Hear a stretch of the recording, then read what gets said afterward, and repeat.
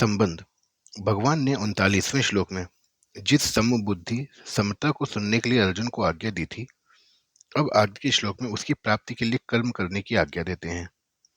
कर्मण्येवाधिकारस्ते माँ फलेषु कदाचन माँ कर्म फल हेतुर्भू माते संगोस्त्व कर्मणि। कर्तव्य कर्म करने में ही तेरा अधिकार है, फलों में कभी नहीं। अतः तू कर्म फल का हेतु भी मत बन और तेरी कर्म न करने में भी आसक्ति ना हो। व्याख्या। कर्मण्येवाधिकारस्ते, प्राप्त कर्तव्य कर्म का पालन करने में ही तेरा अधिकार है, इसमें तू स्वतंत्र है। कारण कि मनुष्य कर्म योनि है, मनुष्य के सिवाय दूसरी कोई भी योनि नया कर्म करने के लिए नहीं है। पशु पक्षी आदि जंगम और वृक्ष लता आदि स्थावर प्राणी नया कर्म नहीं कर सकते। देवता आदि में नया कर्म करने की सामर्थ्य तो है, पर वे केवल पहले किए गए यज्ञ दान आदि शुभ कर्मों का फल भोगने के लिए ही हैं।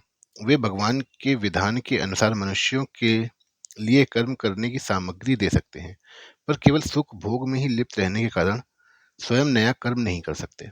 नारकी जीव भी भोग योनि होने के कारण अपने दुष्कर्मों का फल भोगते हैं, नया कर्म नहीं कर सकते। नया कर्म करने में तो केवल मनुष्य का ही अधिकार है। भगवान ने सेवा रूप नया कर्म करके केवल अपना उद्धार करने के लिए ही यह अंतिम मनुष्य जन्म दिया है। अगर यह कर्मों को अपने लिए करेगा तो बंधन में पड़ जाएगा, और अगर कर्मों को ना करके आलस्य से प्रमाद में पड़ा रहेगा तो बार बार जन्मता मरता रहेगा। अतः भगवान कहते हैं कि तेरा केवल सेवा रूप कर्तव्य कर्म करने में ही अधिकार है।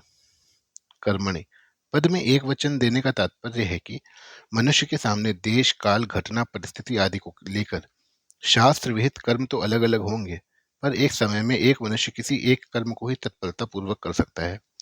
जैसे क्षत्रिय होने के कारण अर्जुन के लिए युद्ध करना, दान देना आदि कर्तव्य कर्मों का विधान है, पर वर्तमान में युद्ध के समय वह युद्ध रूप कर्तव्य कर्म ही कर सकता है, दान आदि कर्तव्य कर्म नहीं कर सकता।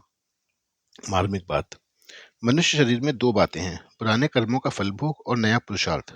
दूसरी योनियों में केवल पुराने कर्मों का फल भोग है, अर्थात कीट पतंग पशु पक्षी देवता ब्रह्मलोक की योनियां भोग योनियां हैं, इसलिए उनके लिए ऐसा करो और ऐसा मत करो यह विधान नहीं है। पशु पक्षी कीट पतंग आदि जो कुछ भी कर्म करते हैं, उनके वह कर्म भी फल भोग में है, कारण कि उनके द्वारा किया जाने वाला कर्म उनके प्रारब्ध के अनुसार पहले से ही रचा हुआ है।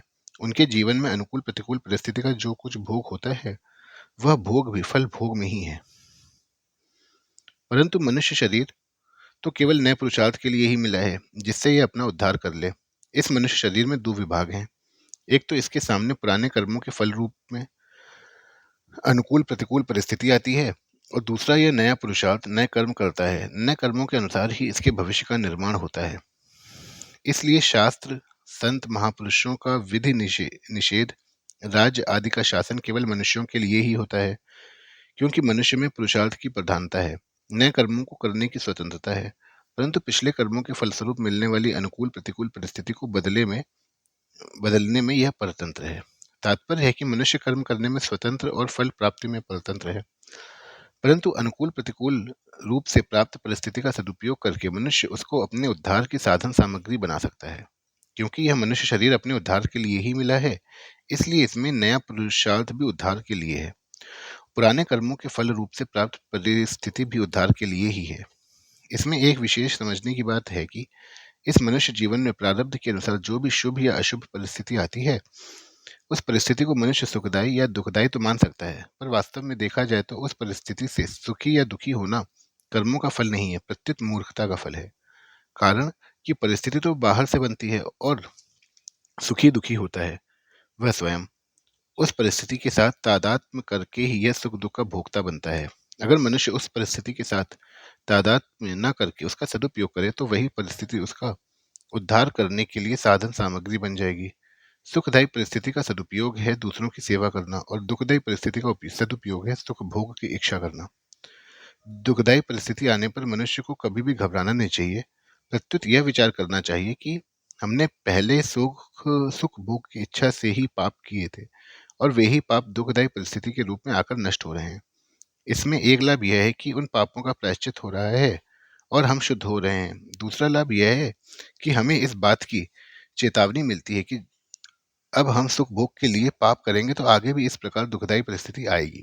इसलिए सुख भोग की इच्छा से अब कोई काम करना ही नहीं चाहिए, प्रत्युत प्राणी मात्र के हित के लिए ही काम करना है। तात्पर्य यह हुआ कि पशु पक्षी कीट पतंग आदि योनियों के लिए पुराने कर्मों का फल और नया कर्म ये दोनों ही भोग रूप में है, और मनुष्यों के लिए पुराने कर्मों का फल और नया कर्म पुरुषार्थ ये दोनों ही उद्धार के साधन हैं। माँ फलेषु कदाचन, फल में तेरा किंचन मात्र भी अधिकार नहीं है, अर्थात फल की प्राप्ति में तेरी स्वतंत्रता नहीं है, क्योंकि फल का विधान तो मेरे अधीन है। अतः फल की इच्छा न रखकर कर्तव्य कर्म कर। अगर तू फल की इच्छा रखकर कर्म करेगा तो तू बंध जाएगा। फले सक्तो निबध्यते, कारण कि फलेच्छा अर्थात भोक्तृत्व पर ही कर्तव्य टिका हुआ है, अर्थात भोक्तृत्व से ही कर्तव्य आता है। फलेच्छा सर्वथा मिटने से कर्तव्य मिट जाता है, और कर्तव्य मिटने से मनुष्य कर्म करता हुआ भी नहीं बनता। भाव यह हुआ कि वास्तव में मनुष्य कर्तव्य में उतना फंसा हुआ नहीं है जितना फलेच्छा अर्थात भोक्तृत्व में फंसा हुआ है। दूसरी बात, जितने भी कर्म होते हैं वे सभी प्राकृत पदार्थों और व्यक्तियों के संगठन से ही होते हैं। पदार्थों और व्यक्तियों के संगठन के बिना स्वयं कर्म कर ही नहीं सकता। अतः इनके संगठन के द्वारा किए हुए कर्म का फल अपने लिए चाहना ईमानदारी नहीं है। अतः कर्म का फल चाहना मनुष्य के लिए हितकारक नहीं है। फल में तेरा अधिकार नहीं है। इससे यह बात सिद्ध हो जाती है कि फल के साथ संबंध जोड़ने में अथवा न जोड़ने में मात्र मनुष्य स्वतंत्र है, सबल है। इसमें वे पराधीन और निर्बल नहीं है। फलेषु पद में बहुवचन देने का तात्पर्य है कि मनुष्य कर्म तो एक करता है, पर उस कर्म के फल अनेक चाहता है। जैसे मैं अमुक कर्म कर रहा हूँ तो इससे मेरे को पुण्य हो जाए, संसार में कीर्ति हो जाए, लोग मेरे को अच्छा समझे, मेरा आदर सत्कार करें, मेरे को इतना धन प्राप्त हो जाए, आदि आदि। निष्काम होने के उपाय। कामना पैदा होने से अभाव होता है, कामना की पूर्ति होने से परतंत्रता और पूर्ति न होने से दुख होता है, तथा कामना पूर्ति का सुख लेने से नई कामना की उत्पत्ति होती है, और सकाम भाव पूर्वक नए नए कर्म करने की रुचि बढ़ती चली जाती है। ऐसा ठीक ठीक समझ लेने से निष्कामता स्वतः आ जाती है। कर्म नित्य नहीं है, क्योंकि उनका आरंभ और अंत होता है, तथा उन कर्मों का फल भी नित्य नहीं है, क्योंकि उनका भी संयोग और वियोग होता है, परंतु स्वयं नित्य है। अनित्य कर्म और कर्म फल से नित्य स्वरूप को कोई लाभ नहीं होता।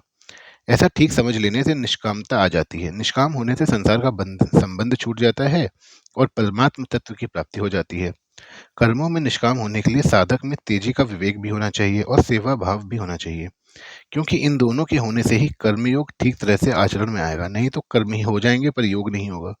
तात्पर्य है कि अपने सुख आराम का त्याग करने में तो विवेक की प्रधानता होनी चाहिए, और दूसरों को सुख आराम पहुंचाने में सेवा भाव की प्रधानता होनी चाहिए। माँ कर्मफल हेतुर्भू, तू कर्मफल का हेतु भी मत बन। तात्पर्य है कि शरीर, इंद्रियां, मन, बुद्धि और कर्म सामग्री के साथ अपनी किंचन मात्र भी ममता नहीं रखनी चाहिए, क्योंकि इनमें ममता होने से मनुष्य कर्म फल का हेतु बन जाता है। आगे 5वें अध्याय के 11वें श्लोक में भी केवल भगवान ने शरीर, मन, बुद्धि और इंद्रियों के साथ केवल ही पद देकर बताया है कि शरीर आदि के साथ किंचन मात्र भी ममता नहीं होनी चाहिए। शुभ क्रियाओं में फल की इच्छा न होने पर भी मेरे द्वारा किसी का उपकार हो गया, किसी का हित हो गया, किसी को सुख पहुंच गया, ऐसा भाव हो जाता है तो यह कर्म फल का हेतु बनना है। कारण कि ऐसा भाव होने से शुभ कर्म के साथ और मन, बुद्धि, इंद्रियों आदि के साथ संबंध हो जाता है, जो कि असत का संग है। वास्तव में अंतःकरण, बहिर्करण और क्रियाओं के साथ हमारा कोई संबंध नहीं है। इनका संबंध समष्टि संसार के साथ है। जैसे दूसरे किसी व्यक्ति के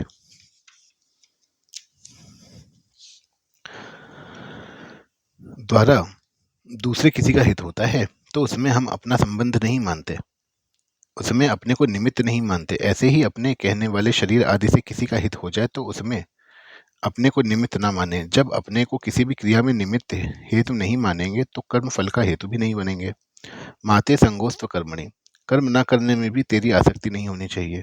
कारण कि कर्म न करने में आसक्ति होने से आलस्य, प्रमाद होंगे। कर्म फल में आसक्ति रहने से जैसा बंधन होता है, वैसा ही बंधन कर्म न करने में आलस्य, प्रमाद आदि होने से होता है, क्योंकि आलस्य प्रमाद का भी एक भोग होता है, अर्थात उनका भी एक सुख होता है जो तमोगुण है। निद्रालस्य प्रमादोत्थम तत्ताम समुदाहितम, और जिसका फल अधोगति होता है, अथो गच्छन्ति तामसा। तात्पर्य यह हुआ कि राग आसक्ति कहीं भी होगी तो वह बांधने वाली ही हो जाएगी। कर्म रहित होने से हम लौकिक कारणम गुण संगोस्य सदसोद्य निजन्मसु, कर्म रहित होने से हमें लौकिक लाभ होगा, संसार में हमारी प्रसिद्धि होगी, आदि कोई सांसारिक प्रयोजन भी नहीं होना चाहिए, और समाधि लग जाने से आध्यात्मिक तत्व में हमारी स्थिति होगी, आदि कोई पारमार्थिक प्रयोजन भी नहीं होना चाहिए। तात्पर्य कर्म न करने से सांसारिक और पारमार्थिक उन्नति होगी, यह भी कर्म न करने में आ सकती है, क्योंकि वास्तविक तत्व कर्म करने और न करने से अतीत है। इस श्लोक में भगवान का यह तात्पर्य मालूम देता है कि परिवर्तनशील वस्तु, व्यक्ति, पदार्थ, क्रिया, घटना, परिस्थिति, अवस्था, स्थूल सूक्ष्म कारण, शरीर आदि के साथ साधक की सर्वथा निर्लिप्तता होनी चाहिए। इनके साथ किंचन मात्र भी किसी तरह का संबंध नहीं होना चाहिए। इस श्लोक के 4 चरणों में 4 बातें आई हैं। कर्म करने में ही तेरा अधिकार है, फल में कभी तेरा अधिकार नहीं है, तू कर्म फल का हेतु भी मत बन, और कर्म ना करने में भी तेरी आसक्ति ना हो। इनमें से पहले और चौथे चरण की बात एक है और दूसरे और तीसरे चरण की बात एक है। पहले चरण में कर्म करने में अधिकार बताया है और चौथे चरण में कर्म ना करने में आसक्ति होने का निषेध किया है। दूसरे चरण में फल की इच्छा का निषेध किया है और तीसरे चरण में फल का हेतु बनने का निषेध किया है। तात्पर्य यह हुआ कि अकर्मण्यता में रुचि होने से प्रमाद, आलस्य आदि तामसिक प्रवृत्ति के साथ तेरा संबंध हो जाएगा। कर्म एवं कर्म फल के साथ संबंध जोड़ने से तेरा राजसी वृत्ति के साथ संबंध हो जाएगा। प्रमाद, आलस्य, कर्म फल आदि का संबंध ना रहने पर जो विवेक जन सुख होता है, प्रकाश मिलता है, ज्ञान मिलता है, उसके साथ संबंध जोड़ने से सात्विक की वृत्ति के साथ संबंध हो जाएगा। इनके साथ संबंध होना ही जन्म मरण का कारण है। अतः साधक कर्म, कर्मफल और इनके त्याग का सुख, इनमें से किसी के भी साथ अपना संबंध ना जोड़े, इनमें राग या आसक्ति ना करे। कर्म करते हुए इनके साथ संबंध ना रखना ही कर्म योग है। परिशिष्ट भाव, एक कर्म विभाग है और एक फल विभाग है। मनुष्य का कर्म विभाग में ही अधिकार है, फल विभाग में नहीं। कारण कि नया पुरुषार्थ होने से कर्म विभाग करना मनुष्य के अधीन है और पूर्वकृत कर्मों के भोग होने से फल विभाग होना प्रारब्ध के अधीन है। कर्म योग की दृष्टि से देखें तो मनुष्य को जो साधन, सामग्री, वस्तु, योग्यता और सामर्थ्य मिली है वह प्रारब्ध है, और उसका सदुपयोग करना अर्थात उसको अपना और अपने लिए ना मानकर प्रत्युत दूसरों का और दूसरों के लिए मानकर उनकी सेवा में लगाना पुरुषार्थ है। कर्म योग में मुख्य बात है अपने कर्तव्य के द्वारा दूसरे के अधिकार की रक्षा करना, और कर्मफल का अर्थात अपने अधिकार का त्याग करना। दूसरे के अधिकार की रक्षा करने से पुराना राग मिट जाता है और अपने अधिकार का त्याग करने से नया राग पैदा नहीं होता। इस प्रकार पुराना राग मिटने से और नया राग पैदा ना होने से कर्मयोगी वीतराग हो जाता है। वीतराग होने पर उसको तत्वज्ञान हो जाता है। कारण कि तत्वज्ञान की प्राप्ति में नाशवान असत वस्तुओं का राग हो ही बाधक है। रागो लिंगम बोधस्य चित्तव्यायाम भूमिषु कुतः शाद्वलता तस्य यस्याग्नि कोटरे तरो। तात्पर्य है कि वस्तु, व्यक्ति और क्रिया में मन का जो राग, खिंचाव है, यह अज्ञान का खास चिन्ह है। जैसे किसी वृक्ष के कोटर में आग लगी हो तो वह वृक्ष हरा भरा नहीं रहता, सूख जाता है। ऐसे ही जिसके भीतर राग रूपी आग लगी हो उसको शांति नहीं मिल सकती।